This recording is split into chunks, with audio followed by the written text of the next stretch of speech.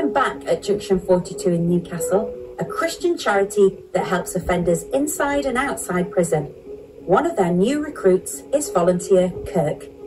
He spent many years of his life behind bars and was, until recently, dealing in drugs.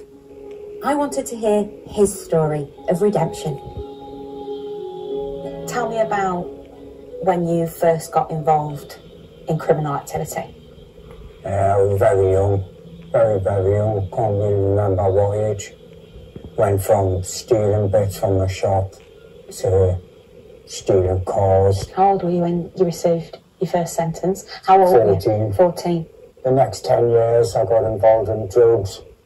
The next 10 years I was in and out of prison, on and off remand, and just lived in a drug-fueled haze.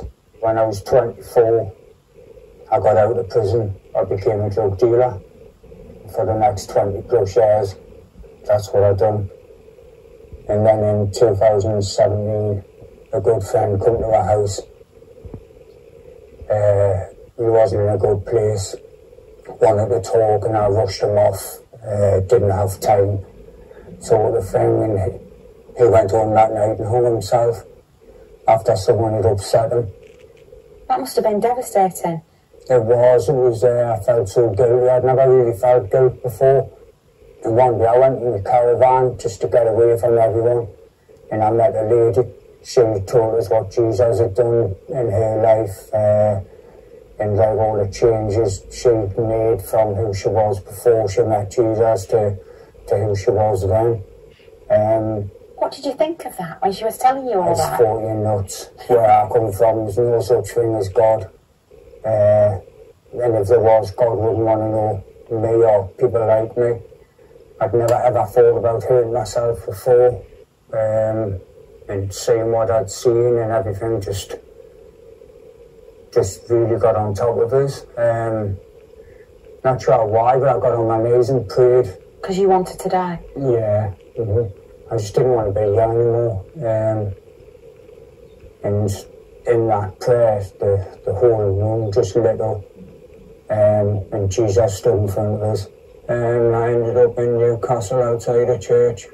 I went in, and a young guy came up to us and said, I prayed for you to come here today. And this guy gave us a hug, and honestly, I just broke down. And I just kept asking myself, why would someone like that love on someone like me, 6'2", tattoos? And from that moment on, I knew Jesus was here. By finding faith, Kirk has been able to turn his life around. He's no longer dealing drugs and attends a local church in Newcastle every week. He volunteers regularly and shares his story openly with prisoners and ex-offenders. The things that you did back then, how do you feel about that Kirk that did those crimes? I think when I came to God, I did feel guilty about some things in my life. But I've learned we can't change our past. We can only change our future. And however long or short that is, but our future is so much better with God than without God. It's so wonderful and inspirational to hear Kirk's